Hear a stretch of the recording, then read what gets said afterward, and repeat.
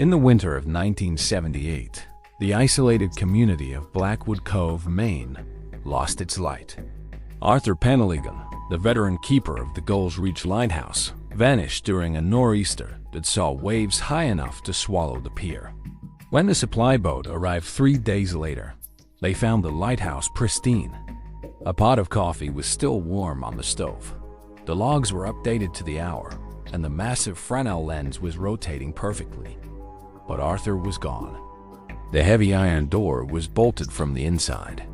For 48 years, it was known as the Ghost of Gull's Reach.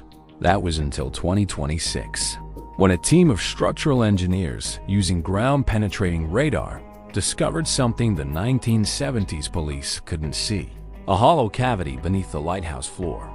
Inside that cavity, investigators found Arthur's remains. But it wasn't a burial. It was a crime scene frozen in time.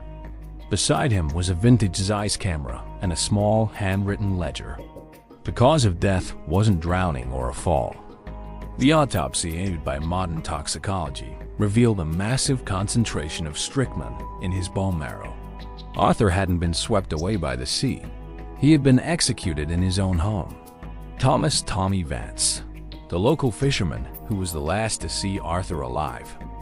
He claimed he only delivered mail, but he mysteriously bought a new fleet of boats 6 months after the disappearance. Eleanor Thorne, Arthur's distant niece. She was a chemist who worked in a lab that handled strychnine. She inherited the lighthouse property and sold the land to a developer immediately. The silent partner, an unidentified man seen in Arthur's ledger, referred to only as the Shadow. The Zeiss camera was the key.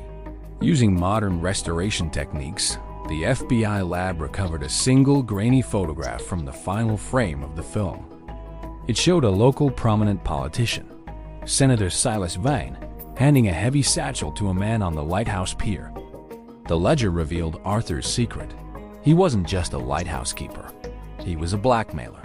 He used his high vantage point and long-range lenses to photograph illegal smuggling operations passing through the cove during the height of the 70s.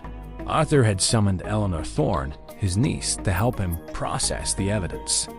But Eleanor saw a better payday. She didn't want the blackmail money. She wanted the senator's protection. She poisoned her uncle's coffee, waited for him to collapse, and then called the senator's fixers to help her move the body beneath the floorboards. They bolted the door behind them using a custom-made magnet to slide the internal latch from the outside. Eleanor Thorne, now 82, was arrested in 2026. The senator had passed away years prior, but Arthur's final photograph finally closed the door on the mystery. The Gull's Reach Lighthouse is now a memorial, not to a man lost at sea, but to a man who saw too much through a lens.